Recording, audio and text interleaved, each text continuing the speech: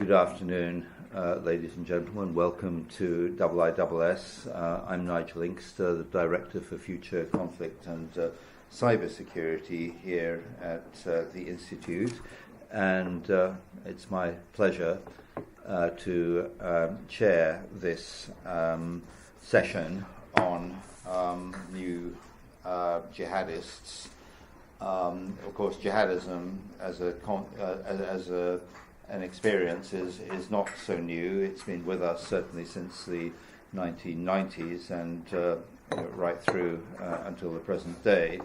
But I think anybody who follows the phenomenon would recognize that it has evolved quite significantly, and particularly over the last 2 or 3 years with the arrival of the organization that generally referred to as Islamic State, and that this has, in some real senses, made a difference. We now see, it's very timely in that context that we are meeting today, the day that the Iraqi government has announced the start of the military campaign to retake Mosul, because, of course, it was the taking of Mosul that really catapulted Islamic State into the global prominence that it has achieved. And what's happening now and what will happen over the coming months has quite significant implications for the way global jihadism evolves. And we could not have a better person to talk to us about this than Professor Peter Neumann, who is professor at King's College London, just across the road, and the director of the International Centre for the Study of Radicalisation.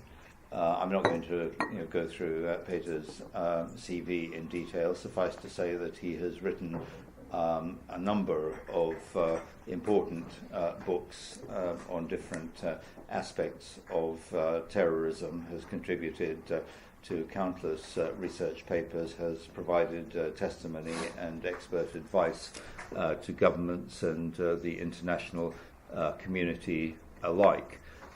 So, without any further ado, I'll turn over to him to give us his insights on how this phenomenon is changing and evolving. Peter.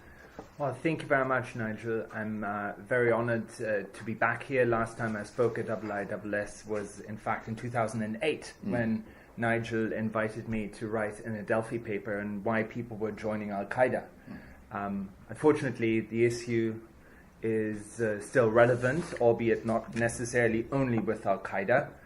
But what I'm hoping to talk about today is, in essence, the content of my new book, which has just come out, which you see on the screen here. It's called Radicalized New Jihadists and the Threat to the West. There are really two things that make this book different from all the other books that you see in the bookshops that deal with ISIS and Al-Qaeda and other related issues. The first is, it is not a book about an organization. It is not a book about ISIS. It is not a book about Al-Qaeda, even though both organizations are obviously being talked about in this book. But the important thing for me was to say that in 2011, when everyone in Washington celebrated that Al-Qaeda had been defeated, the mistake that was made back then was to mistake a movement for an organization. The idea was that by defeating Al-Qaeda, you would defeat jihadism. Al-Qaeda and jihadism were essentially seen as one and the same thing, when of course Al-Qaeda was just one of the manifestations of that movement that had emerged. The more recent manifestation of that movement is Islamic State, and perhaps, as Nigel indicated, we will see an end to Islamic State, which, however, again, I do not believe will necessarily mean the end of the movement that is jihadism. So it was important for me to not only talk about organization, but to talk about the movement, and that meant talking about ideas and talking about people, because the people will be with us, I believe, for a generation to come. And the second point about this book is that it is unlike a lot of other books, it is a book about the West. And I think that's justified, even though you can probably portray it as somewhat ethnocentric. It is justified by the fact that nearly 5,000 Western Europeans have gone to Iraq and Syria in order to join jihadist groups, most of them joining Islamic State, but also by the fact that the terror that has been seen over the past 18 months carried out by supporters of Islamic State and other groups is something that has profoundly affected Western societies, not only in terms of people that have died, but also some of the polarization that we have seen in Western European societies. It's almost like extremists, both on the jihadist side and on the right-wing populist side, are almost egging each other on, creating a situation in which, in fact, the main beneficiaries of the terror of Islamic State so far in countries like France have been people on the far right of the political spectrum. And it is that polarization of European societies that I believe constitutes one of the main challenges that result from the jihadism that we're currently seeing. What I want to do briefly is to talk about the nature of this movement and the people that are behind it and the threats they pose. This guy here is Abdelhamid Abaoud, who has come to be quite famous in many respects. He was 28 years old. He's from Belgium. He was, in many respects, one of the masterminds of the attacks that were carried out in Paris and Brussels. And one of the reasons why his story is so interesting is not only because he was one of the many young Western Europeans who have gone to Iraq and Syria, but because he almost literally became the poster boy of Islamic State. He went to Syria and he went back to Europe, in fact, several times in order to prepare for the attacks. His name was known, his face was known. In fact, in one of the issues of the Beak magazine, the online magazine of Islamic State, he gave an interview where he was bragging with the fact that he could travel back and forth to Europe without being recognized by the security services. And so in many ways, he symbolized the threat, but he also symbolized the phenomenon that we are seeing that I want to talk about. What is the context? The context for this, if you want, wave of radicalization that we have seen is, of course, on the one hand, one in the Arab world. It is the consequences of the Arab Spring, which initially promised to bring peace, stability, freedom, if not democracy, to that part of the world, but which in many cases have either seen a return to authoritarian rule or have caused instability and chaos. Most depressingly, in the case of the Syrian civil war, a conflict which started as a democratic revolution, but which over the years has become internationalized in the sense that basically every regional power and beyond now have a stake in that civil war, but it also has become radicalized. The people that went to the streets in 2011 are not necessarily the same people that are fighting today, and even if they are the same people, some of them have radicalized. And part of that was, of course, the rise of Islamic State. Often Islamic State is being portrayed as a terrorist organization, but is in fact much more than a terrorist organization. It is an insurgency which in some cases even fights conventionally. It is a transnational ideology with supporters in more than 100 countries in the world. And it is, of course, whether we like it or not, it is a quasi-state. It acts like a state. It has a territory, it has a population, it has a bureaucracy and administration. It sees itself very much like a state. And if you want to understand their actions, then you also have to consider it to be a state. A very important part of Islamic State are the so-called foreign fighters. It is estimated that perhaps up to 30,000 people have gone to Syria and Iraq, not all of them joining Islamic State, but certainly in recent years, the vast majority of them. In many ways, the foreign fighters are the defining element of Islamic State. In many respects, will, I believe, also be its legacy. And in addition to that, Islamic State not only has foreign fighters, people who went to Iraq and Syria, but they are also stay-home supporters, people who have stayed in Europe, who are enthusiastic supporters of the Islamic State, but who have not necessarily gone to Syria and Iraq in order to fight. And a last element of the context is an emerging competition between Islamic State and Al-Qaeda, because for the first time in the history of that movement, you have two organizations that basically claim leadership of the global movement. And whilst this competition has not necessarily been very obvious in Europe, in places like Africa, it is already causing these different groups to egg each other on by carrying out more acts of terrorism. So the different elements of this I want to talk about, and that are also reflected in my book, are the foreign fighters, the supporters of ISIS, what's happening online, and then going back to what Nigel started with, perhaps some speculation about the end of the so-called caliphate and the consequences it may have for us. So let me start with the foreign fighters that I've already briefly touched upon.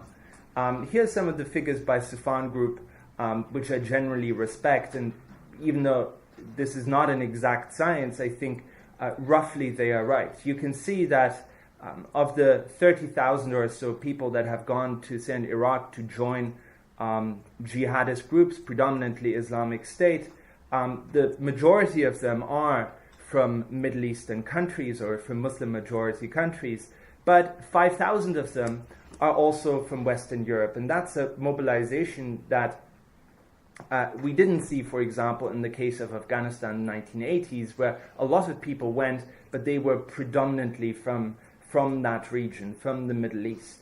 The number of Western Europeans that has gone to Syria and Iraq is higher than for any other previous conflict for which jihadists have been mobilized. In many countries, it is in fact higher than for all of the previous conflicts taken together, whether it was Somalia, Iraq, Afghanistan, etc. And if you zero in, you of course see, you can of course see that of course the largest European countries have mobilized the largest numbers of foreign fighters, Britain, Germany, and France. But it is predominantly, in fact, the smaller European countries that have been disproportionately affected. Most importantly, Belgium, a country with a population of only 11 million people, that has produced nearly 500 foreign fighters. But you can also see disproportionate numbers of foreign fighters going from countries like Denmark, Sweden, the Netherlands. You could probably add Austria to that list. That's significant because some of these smaller countries, by definition, do not have great capacity in terms of their security services of monitoring and keeping this threat under control. They are also often countries that do not have a long history of countering terrorism and are therefore not very well prepared and are, probably are conceding that they are not prepared for this threat. For anyone who's been watching this situation over the past few years, it came as no surprise whatsoever that in fact so many fighters were coming from Belgium, and that Belgium was the place where not only the Paris attacks were being organized, but also where one of the bigger attacks, was being carried out. If you compare this mobilization of foreign fighters with mobilizations of Muslim foreign fighters in the past, and this is a table that was put together by a colleague of mine, Thomas Heghammer, if you compare it historically, you can easily spot, without studying this table in great detail, that in fact there has only been one conflict where a similar number of fighters has been mobilized, and that was of course the Afghanistan conflict in the 1980s.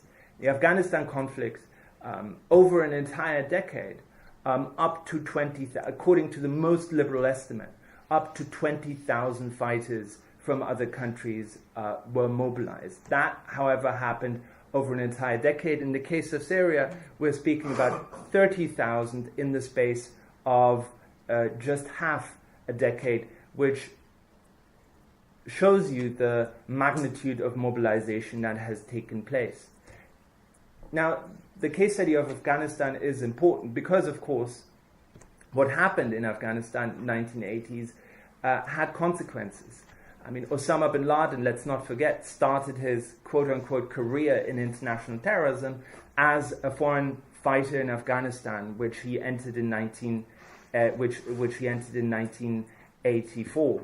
And by the end of that conflict, by the end of the Afghan conflict, at the end of the 1980s, you suddenly had thousands of fighters who were asking themselves exactly the same questions that fighters may be asking themselves once the caliphate, the so-called caliphate, is being defeated in Syria and Iraq, which is the question: what now? We've been fighting here. We've become brutalized. We've networked with all sorts of people from around the globe. What are we going to do now? Where are we going to go? And of course, in the case of Afghanistan, then in the following 2 decades, in the 1990s and 2000s, as Nigel pointed out, you then saw the so-called veterans of this conflict turning up in basically every conflict in the Muslim world, from Algeria to Bosnia to Chechnya, even the Philippines. In almost all of these conflicts, you suddenly had veterans of the Afghan conflict who typically made these conflicts more brutal, more extreme, and more difficult to resolve. And of course, one group of these so-called veterans then formed an international network that became known as Al-Qaeda, and that attacked America on 9/11. I'm spending so much time talking about this because it illustrates that the consequences of what is happening will be long drawn out. 9/11 happened nearly 14 years after the end of the Afghan conflict. The Syrian conflict hasn't even ended yet. The Islamic State hasn't fallen yet. And if the logic and the pattern that we see is similar or the same, we should expect not only terrorist attack next year or the year after next year, but perhaps even over 10, 15, 20 years to come. Because these people that will be left over will turn up in different places, and there's a real sense that we are kind of almost repeating history in this regard.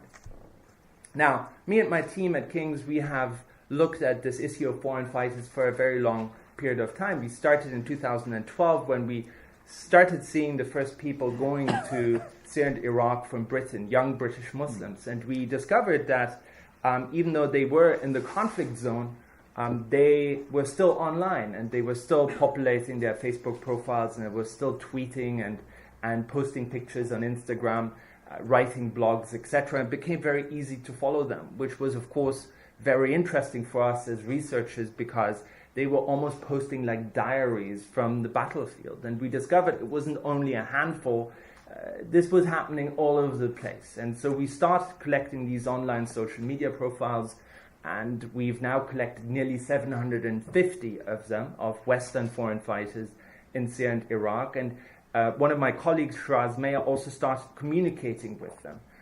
He's communicated with over 100 of these foreign fighters. And what we discovered, and this is described in great detail in the book, was that essentially there are 3 types of people who went to Syria and Iraq. The first type are what we call the defenders. They were typically people who were mobilized in the first couple of years of the conflict, and they responded to the notion of what they perceived as existential threat. And this is something that we find in almost every conflict, whether Islamic or not, where foreign fighters are being mobilized. David Mallet has written an entire book about it, where he goes through different historical episodes, and he says basically every time that foreign fighters were being mobilized, it was on the basis of your people that you feel a strong sense of identity with, being under an existential threat. And that happened as well in the case of Syria, where people, even in Western countries, were extremely moved by what was happening, what they saw as the slaughter of their people. And someone like Iftikhar Jaman from Portsmouth, he initially hesitated. He said, everyone said this is a civil war amongst Muslims. We didn't want to have anything to do with that. But then towards the end of 2012, it became more and more obvious to him that this was not just a civil war, but it seemed like his people, the Sunni people of Syria, were being slaughtered, exterminated, raped. There was a sort of genocide going on, or that's how he felt, and that he needed to help. And there were Salafi preachers, like Muhammad al-Rarifi, for example, who were pushing that line very consistently and were putting out lecture after lecture with very emotional appeals. He was saying, for example, think of a child that was killed. Imagine that's your child, the girl your sister, the woman your mother, the old sheikh your father. Feel their pain, their wounds, their fear. Believers are your brothers, says the Holy Quran. Does this brotherhood not have any practical meaning? And imagine listening to this and this kind of appeal. Imagine feeling a very strong sense of identity with people being over there. And imagine at the same time looking at your Twitter feed with all these very graphic pictures of people being slaughtered and killed coming through 24/7 every minute of every day. And that clearly had an effect. People were essentially being told, if being a Muslim means anything to you, anything at all, look at the situation. The Americans are not helping, the Arabs are not helping, Europeans are not helping. If being a Muslim means anything at all to you, you have to come over here and you have to help your brothers and sisters. And that's exactly the conclusion he came to. The Muslims were being slaughtered, I had to do something. And that explains, in fact, the first peak of people who were traveling to Syria in 2013. These, by the way, are figures from the German authorities charting the rise and fall of German foreign fighters going to Syria. But basically, the evolution of this phenomenon is the same in every European country. And you can see in every European country a peak in 2013 when this rhetoric was at its height, when Assad used chemical weapons, when Hezbollah was suddenly being deployed against the Sunnis of Syria. That's when a lot of people left, and that's when you had the first peak. The second type is what we call, or what I describe in the book as the seekers. And they were quite different from the first type in the sense that they responded very strongly, not necessarily to the idea of defending your brothers and sisters. They responded very strongly to the idea of the utopia that was being created, a new society that came into existence with ISIS declaring its so-called caliphate. And the narrative completely changed. These were often people that were not terribly successful in Western societies. They were, let's say, in the suburbs of Paris, like this guy, for example, in the suburbs of Paris with no great prospects in French society. Looking at pictures like these, pictures that were posted on the Facebook profiles of fighters themselves coming out of Syria. And what they saw in these pictures were, of course, various things. They saw guys who were having a lot of fun, experiencing community, experiencing the greatest adventure of their life, being heroes in that society, dealing with weapons, and being very powerful. So in that sense, looking at these pictures, they saw themselves. They saw people just like themselves. Some of these guys, 4 months earlier, they were essentially the same. Like these guys looking at them, they were in the suburbs of Paris and didn't have great prospects. And so this was an opportunity to go from zero to hero in practically no time. It was something that in a weird way felt very empowering. And at the same time, people were being told, if you come to us and if you help us create this new society, you can be part of a project that people in 1,000 years' time will still be talking about. You will be one of the brave young Westerners who helped come over and built the new society, the new caliphate. And this guy who calls himself Jean-Edouard on the internet, which is almost certainly not his right name, but he's tweeting exactly along these lines. He says, they're English, Bosnians, Somalis, Japanese, even Chinese. We are the Euro Disney of the Mujahideen. A lot of his tweets are very enthusiastic about this prospect of building a new society and being part of it. Trying to recruit people, he says, we offer slaves, pizza, and martyrdom. And so he's still alive, even though he's right now talking a lot about going on a so-called martyrdom mission. But you can sense from his tweets that he, for the first time, actually feels like he's at home. He's at home in a place, actually, where he doesn't speak the language, where he'd never been before, and where he didn't know anyone. And this sense of belonging that he gets from being part of that project, for him, was a major incentive for going there. And that, in fact, explains the second peak that we saw in 2014 that coincides with the declaration of the caliphate. And in addition to this new narrative of creating a utopia, this is also the point where you suddenly see, for example, women going, because the narrative shifted.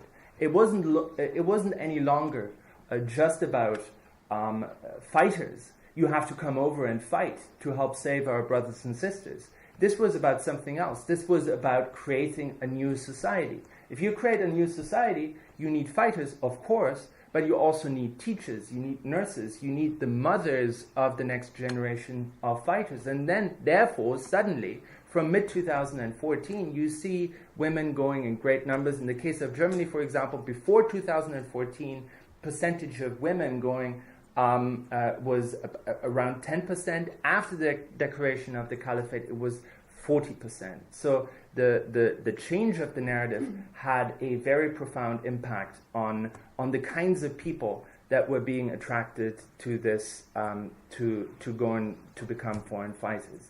The third type and the last type are the so-called followers. And we see that across Europe, because across Europe we do have these clusters of people. In Britain, in Portsmouth, Brighton, Cardiff, in Germany, for example, in Wolfsburg, Dienstlaken, Solingen, and other places, where you essentially have groups of people that have known each other for a very long time. They are friendship groups. They played football with each other. They lived on the same street. One or two of them go over, they stay in touch with the people who've stayed home, and successively the others follow. This is an example from the city of Wolfsburg. Ibrahim B., who said, I went over because others went. They were not random people that I went with. They were my oldest friends, school friends. Used to be that everyone had a particular haircut. Download Bushido, that's a rapper. Then you were part of the group. 2014, we all grew beards, dressed differently, went to religious meetings. That's what we did. If you did it, you were part of the group. And once some of his friends started going to Syria and were gone, he felt so alienated and so lonely that he wanted to go to Syria, not necessarily because he fully subscribed to the ideological project, but because he wanted to be with his friends. And when his friends got killed, he suddenly then lost interest in being in the Islamic State and returned to Germany. That's a type of person that we see in practically every country. So these are the foreign fighters. What about the people who've stayed home, who are perhaps in some cases enthusiastic supporters of Islamic State?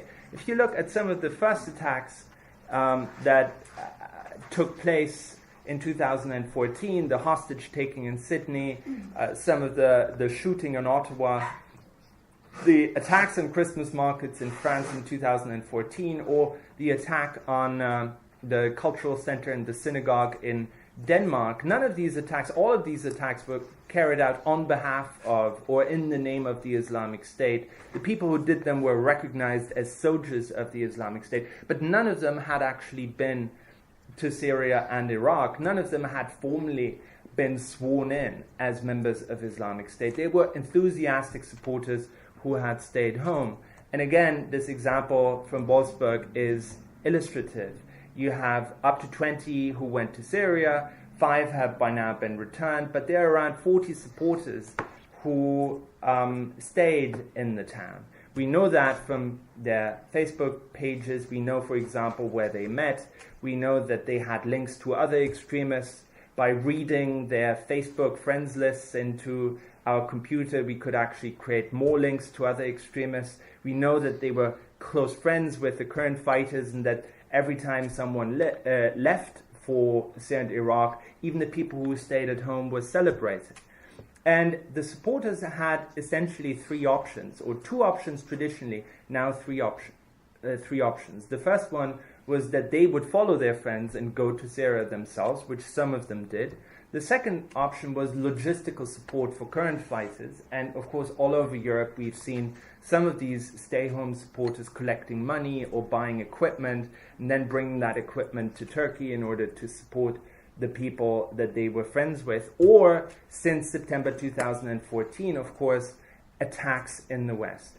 And this is by now quite famous, but when I gave this presentation a year ago, people were shocked by it, but now everyone knows these words. This is a speech by the late Mohammed al-Adnani in September 2014 when he said, "Kill them in any manner, way, however it may be, smash his head with a rock, slaughter him with a knife, run him over with your car, throw him down from a high place, choke him, poison him."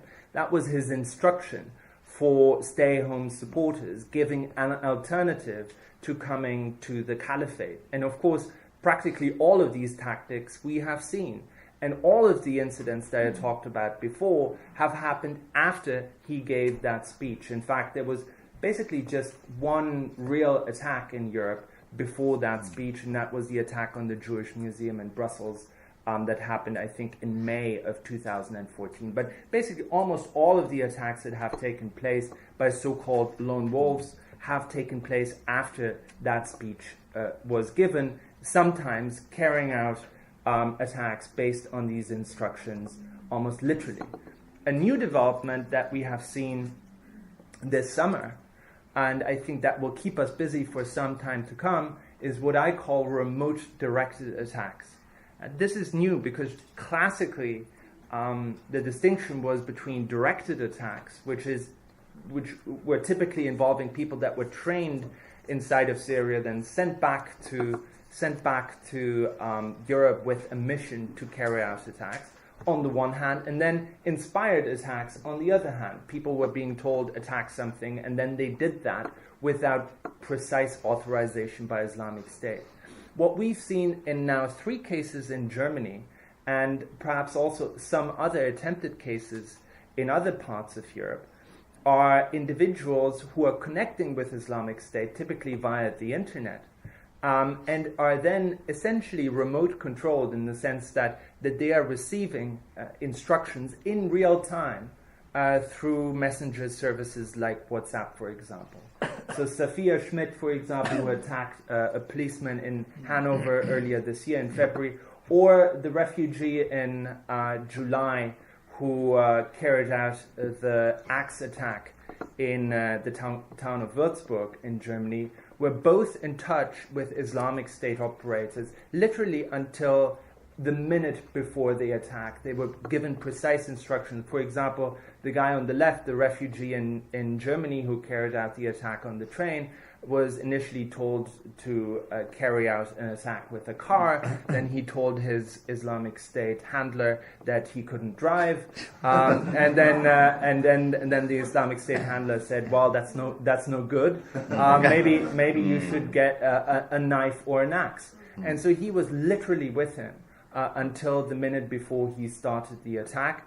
And this is something that is of great concern to law enforcement intelligence services, especially because some of these applications are so highly encrypted that they have no way of actually, even the Americans in some cases have no way of actually knowing what is going on. So we're talking here about people that are essentially radicalizing like lone wolves, but that are then getting in touch with a handler by the Islamic State who basically integrates them in some sense into the hierarchy and gives them very precise instructions in real time until the moment of the attack. And there's lots of indications that Islamic State is trying to roll out that tactic and do it more systematically. And it wouldn't surprise me, because if one thing is for sure, it is that Islamic State and other jihadist groups have always taken advantage of every technological development. And the rise of these messenger applications and the fact that they are highly encrypted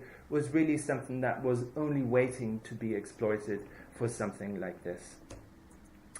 And that brings me to the topic of online. So in the book, I'm talking quite extensively about the so-called online ecosystem of the Islamic State. And the conclusions are that, of course, the internet and social media are important, especially for ISIS as compared to other jihadist groups, but their significance can easily be overstated, nor is the flow of information as centralized and coordinated as often imagined. Politicians often talk about fighters in Syria, for example, being recruited via the internet. There's a lot of evidence that people are being radicalized via the internet and that the internet plays a role in the process of radicalization. But in fact, there's not so much evidence that people are directly recruited into Islamic State via the internet. If you look at the pattern of where people are coming from all over Europe, you see these clusters that I've mentioned earlier in this presentation in places like Wolfsburg, Dienstlaken, Solingen, in Portsmouth, Cardiff, Brighton. That wouldn't make any sense if it was all about the internet, because the internet is everywhere. The reason that there are clusters is that these people are connected with each other in more profound ways than the internet. They played football together. They went to school together. In Oslo, half of the countries, in Norway, half of the country's foreign fighters are not only coming from the same town, they are coming from the same street in Oslo. And the explanation for that is not the internet. The explanation for that is very strong social ties and networks between people that have known each other for a very long time. Of course, the brand of the Islamic State is something that is created through the internet, and I would be incorrect in saying that the internet doesn't play a role. But the internet rarely explains why someone actually mobilized into actually going into Syria and Iraq. And the second point that is important to me is that not everything that is on the internet that supports the Islamic State also comes from the Islamic State. In fact, what I talk about in this book is an online ecosystem. The Islamic State, of course, produces the videos. It has a sort of semi-centralized structure for producing social media output. But what gives it oomph online is not necessarily only what it puts out centrally. It is what its supporters are doing with the content that comes out. And we found that out at my institute when we did research on the foreign fighters in our database. We looked at all their likes and mentions and follows that they expressed online. And what emerged was, in fact, that the most influential people for the foreign fighters themselves, for members of Islamic State themselves, were not actually official sources of Islamic State, but were what we called cheerleaders. Like, for example, Shami Witness, who became semi-famous in 2014, partly as a result of our revelation. He was someone who ran a Twitter account which at its peak had 30,000 followers, which tweeted about the situation in Syria. And a lot of foreign fighters, a lot of members of ISIS were actually getting their information about what was happening in Syria from Shami Witness. It later turned out that Shami Witness had nothing to do with Islamic State, was not a member of Islamic State. He was a 22-year-old computer science graduate from Bangalore, India. He was someone who had taken it upon himself to become a cheerleader for the Islamic State and who was incredibly successful in the sense of really having influence of the perception of the fighters themselves. And some of the other accounts, the second and third most important accounts, were also not associated with Islamic State officially. Again, they were cheerleaders of the Islamic State who were sitting in places like Paris, London, Brussels, or indeed Bangalore, India. The two most important preachers, at least in the early phase, were also not former members of ISIS. They were also not actually based in Syria and Iraq. In the first case, Abu Musa Jibril continues to be based in Michigan in the United States. And the second person here, Musa Serantonio, he's based in Australia. So ISIS's most influential online cheerleaders, the people that were encouraging people to become foreign fighters, that were propagating the message of Islamic State, were not actually formally members of Islamic State. In fact, as a result of our report at the time, Shami was arrested. Abu Musa Jibril had some sort of orders inflicted upon him in the US, which basically make it impossible for him to be on the internet. And Musa Serantonio is also now arrested. Now, let's talk about the end of the caliphate. Here are some figures based on our research. So it's estimated that there have been about 30,000 foreign fighters perhaps 20 to 25,000 are with ISIS. In most countries, in most Western countries at least, 50% of those fighters are dead, and around a third have returned or left the so-called caliphate, which means that half of that figure, probably 10 to 12,000, remain within the territory of Islamic State in Syria and Iraq. And of those 10 to 12,000, based on previous distribution, maybe 1,700 to 2,000 are Europeans. So I believe that right now, within the territory of Islamic State, there are 1,700 to 2,000 Europeans. What will happen to them? Some people are concerned that they will all suddenly turn up and knock on our doors. I don't think so. I think they have a number of options. The first is to stay in the conflict zone, to perhaps try to join other rebel groups, which I think is not very likely because they will be treated with a lot of suspicion, if not anger and desire for revenge. But even the most optimistic projections consider that there will still be strongholds in places like Iraq, where perhaps they can at least stay for the time being. Often what is being talked about is this move to other provinces or battle zones. There have been a number of articles about people moving to Libya, for example, which I personally think is not necessarily the most likely outcome, not only because ISIS is under a lot of pressure in Libya, but also because logistically it's not so easy to actually get from Syria and Iraq to Libya. I mean, how do you imagine they will do that? They will walk through Egypt or get on the next plane to land in Tripoli. There are all sorts of complications associated with that. I wouldn't necessarily expect a lot of people suddenly to turn up in Libya, maybe over time, but this move to other provinces is actually much more complicated than people imagine it. What I think is much more likely, at least in the first instance, is a move to neighboring countries, especially to Turkey, which is the country from where a lot of these people entered into Syria and Iraq. And just like after the end of the Afghanistan conflict in the 1980s, a lot of them settled in Pakistan.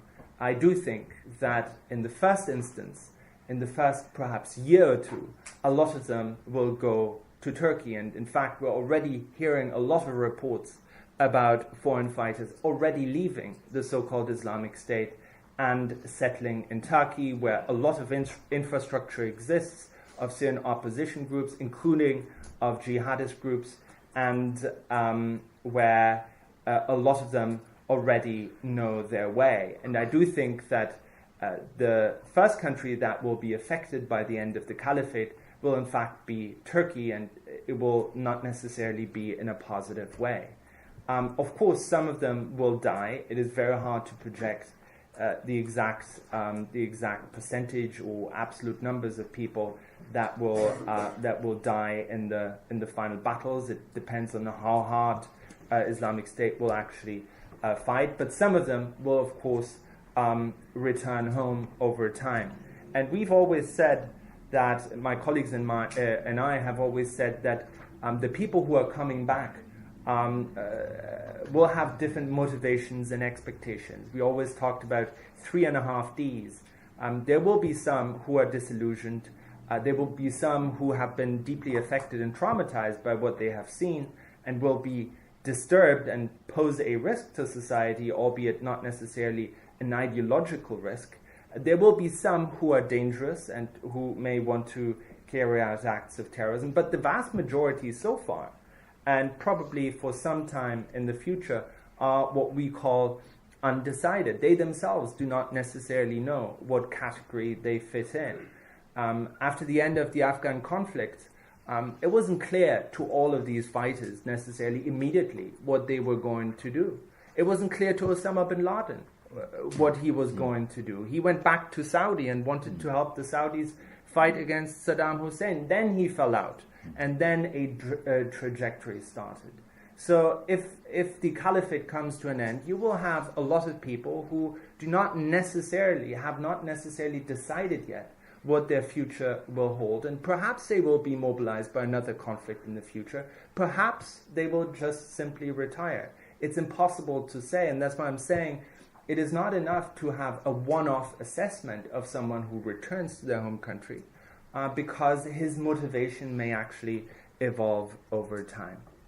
And if you want to know about all of these things and want to understand it better, well, what should you do? Well, I leave that to you. But you can get it on Amazon and everywhere. Thank you very much for your time.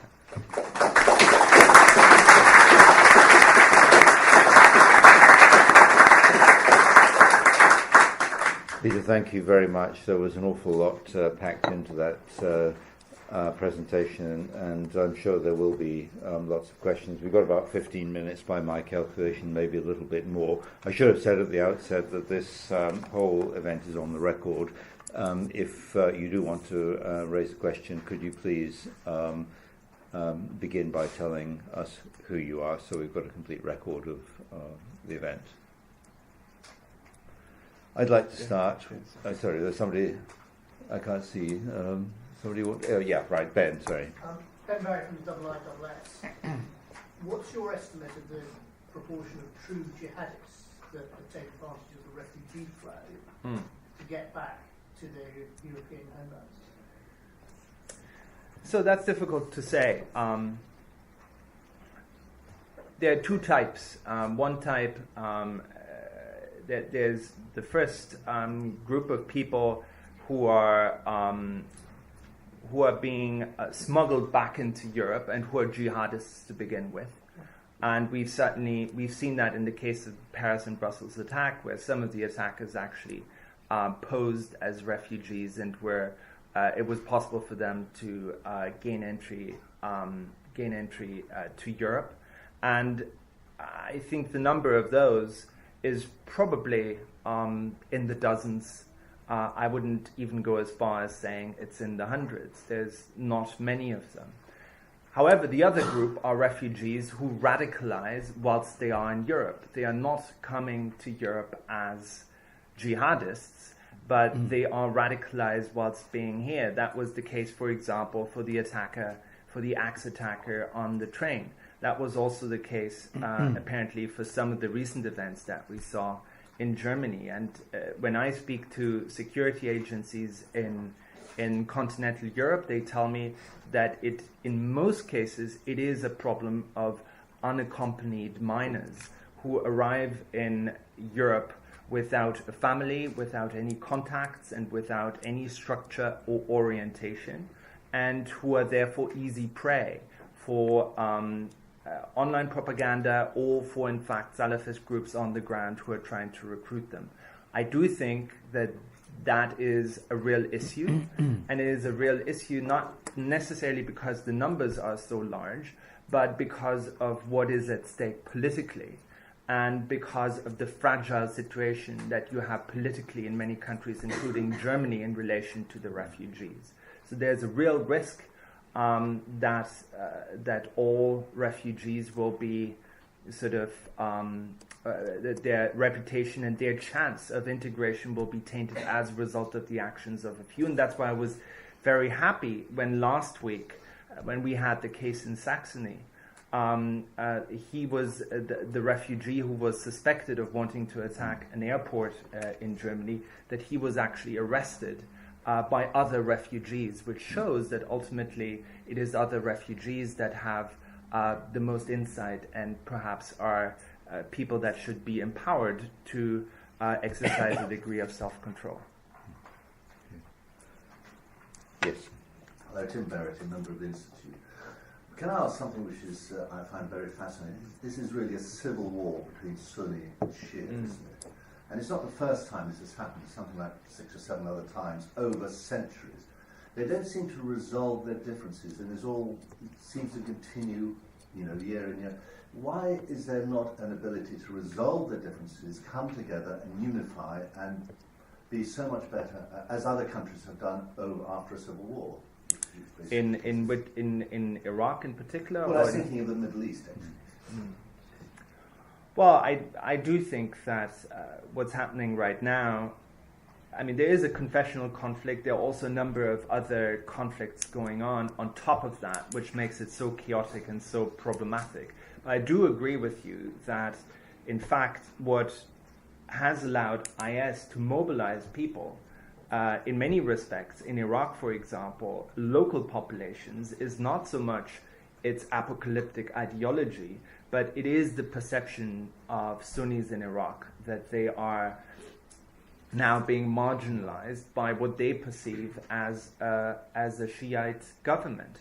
And the reason why Gulf monarchies have, until 2013, supported a lot of groups that later turned out to be jihadists was also because of that sectarian perception, because they believed that Iran was coming, the Shiites were coming, and this was essentially a way of strengthening our side. Why can it not be resolved? I do not know. I think in Europe we had a 30-year war that was very similar to that. And in fact, in this country, until very recently, we still had a conflict along sectarian lines. So this is not unique to Islam. However, what European history teaches us is that it takes a long time for this to be worked out, unfortunately, and therefore I cannot project when exactly this will end or how, sadly. Yes, I've got David Owen in the first row, and then two. Yeah, David has. David Owen from College. Peter, to what do you think the leaders and cheerleaders of IS will ascribe their failure if eventually Mosul falls? Will they simply blame the United States? How far will they blame the Russians for their part in this? And is that going to be linked to what you think might then happen? For example, new orchestrated forms of attack? That's a very good question, which I'm sure I will not. My answer will not satisfy you, but. I think that you already see a number of different narratives that are being spun, including all the ones you mentioned. It also depends on where someone is coming from. I do think that there will be consequences for Russia. I think one thing I don't talk about so much in my book, because it is predominantly about the West, but of course, if you look at the map that I showed before, you will see lots of slides. You will see that, in fact, the former Soviet republics have recruited almost as many foreign fighters as all of Western Europe. It is no secret that one of the reasons why the situation in the Caucasus was relatively peaceful for the past 3 or 4 years is that they were all in Syria fighting, right? And so many of them will go back, and they will not be more positive about Russia than they were before as a result. So I do think there is a real threat to Russia as well as to the West. And yes, people are blaming the West, people are blaming Russia, people are also blaming Muslim countries in the region. And of course, people are already constructing narratives for potential return. I'm not sure that Islamic State necessarily as a brand will survive for a very long time. But just like with the end of Al-Qaeda, that does not mean that the people and the motivation will suddenly disappear. I think there may be another incarnation. A lot of the experts in my field are now talking about a return of Al-Qaeda. But I think that's a problem with futurology. We always talk about the things that we know, and we cannot imagine the things that don't exist yet. And I think Al-Qaeda is basically over. No one talks about Al-Qaeda anymore, especially amongst the Western European recruits. It's just simply not attractive as a brand anymore. There will be another brand, but I'm almost certain it will not be Al-Qaeda, even though Al-Qaeda will be and continues to be regionally strong in places in Africa, in Somalia, etc., etc. But as a brand that a lot of Western no-hopers are identifying with, I think it's basically dead. A lady in the third row there. Thank you. Helena from PGI. I was wondering what your thoughts about the Brookings report that was released a few months ago about the radicalization of individuals from French-speaking countries. Mm-hmm. The argument being, as you know, that those individuals were more likely to radicalize because of the inherent characteristics of those French-speaking societies. Mm-hmm. So a question that I've been asked very often is, why do we see all these attacks in France? Why is it that they are always striking France? And there are different explanations for that. I mean, if you look at the networks that have been responsible for plotting most of the attacks by IS in Europe, they are very dense amongst French and Belgian jihadists, and they are typically targeting their home countries. And so that's one explanation. But it's certainly, whatever indicator you look at in terms of the supposed root causes of the conflict, I do think that you see a lot of problems existing in French society, and problems that are actually becoming worse as a result of this kind of terrorism. What I talked about at the beginning, the polarization that you see in a lot of European societies now, has the potential of being the most severe in France. And yes, of course, people that grow up in France and that live, let's say, in the banlieues of Paris, they do not see themselves as part of the French project. The guy that I showed you before, when a French prime minister talks about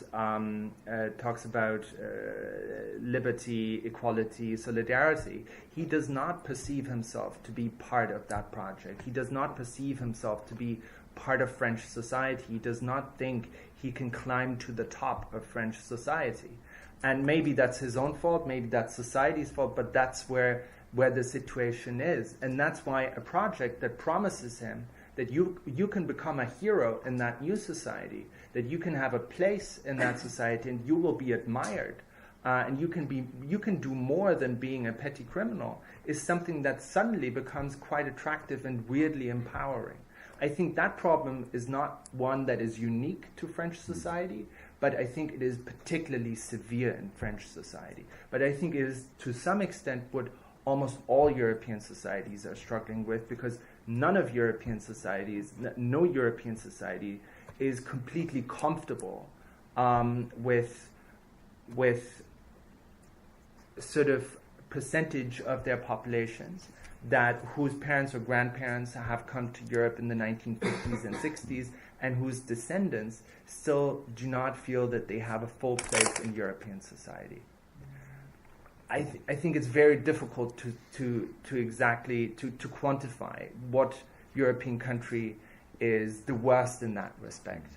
But I do think, and this is clear from studying a lot of the testimonies of these people, the things that we people in this room often see as very progressive and liberal are actually perceived as oppressive by some of these people. So if you take the notion of laïcité, which in a sense you can argue is a wonderful thing, everyone is neutral in the public space, but if you are from, let's say, a traditional conservative Muslim background and you want to wear the veil, you perceive laïcité as something that is oppressing your identity, that says to you, French society does not want you with your identity.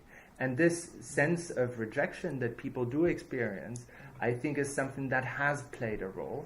And notions like laïcité, which on the one hand are there to protect everyone, can actually be seen as quite oppressive by some people. So that's the dilemma. There in the fourth row there, please. My name is Coach Andrea. I'm a visiting fellow of RUSI. My question is, you mentioned you explained about the end of karate, and one of our options, you said, for those fighters is migration to other organizations. Do you see any possibility that those other organizations, such as Al-Qaeda, although you said the ground is over, and Jabhat al-Nusra, although it changed their name, those organizations try look at those fighters fleeing from the ISIS as potential resources and try to put more effort on recruiting them. Yeah. Okay, I'll take. Maybe we can take two more questions, sure. and then. I promise I will be okay. shorter. So with the second row, and then fourth row, please, and then I think I'll have to wrap up. I'm sorry because we're running out of time. So, and could you both be quick and end with a question mark? Student of War Studies, King's College London. I'm really glad you mentioned the part about foreign fighters being undecided when they come back, because I was wondering, as part of the de-radicalization or anti-radicalization policy, say here or in France, how can governments utilize those foreign fighters who don't have role of defectors? Yeah, commitment to that same ideology. Okay. And in the fourth row. I was wondering what your outspoken from PGI. I was wondering what your thoughts were on the hugely greater rate of recruitment among Tunisians relative to other regional countries. Although Tunisia does have a lot of unemployment and other social and economic problems, you could say that also characterizes other countries in the region, whereas Tunisia has had a hugely disproportionate number of recruits relative to the size of the country. All right. Very briefly, on Tunisia, you had the historically unique situation in Tunisia that with the Arab Spring, you had a situation where you had a phase, in contrast to many other countries that continued also, where in fact oppression was followed by extreme, an opportunity basically for every group to organize and to operate freely, and people were being released from prisons. People were allowed to open up organizations, which of course led to the rise of Salafist organizations that continue to exist and that have just simply recruited a lot of people who've gone to Syria. In other countries in the region, even after the Arab Spring, those organizations were fairly quickly suppressed. So in Egypt now today, you have a fairly oppressive regime towards militant Salafist groups. In Morocco, you never had an Arab Spring to begin with. In Algeria, you have very oppressive security apparatus. I mean, it's really only in Tunisia that you have, on the one hand, a history of oppression that has created, if you want, the root cause for these people to emerge, and then you have a period of extreme liberalization where all of these groups were able to operate and to organize, and in fact, in the first couple of years when Tunisia had the sort of equivalent of the Muslim Brotherhood being part of the government, it basically turned a blind eye to it, and so very little was done in order to deal with the activities of Ansar al-Sharia in particular that was becoming prominent during that period. Yes, the role of defectors, I think they are very important, and I speak to a lot of people in European security agencies who will be able to tell you anecdotally that these defectors have a tangible and profound effect. I was, for example, only last week speaking to a German member of the intelligence agencies there who said that foreign fighters speaking from the territory of Syria, telling their friends back home how Islamic State is crumbling and how people are deserting Islamic State, has had a profound effect on people not wanting to go there anymore.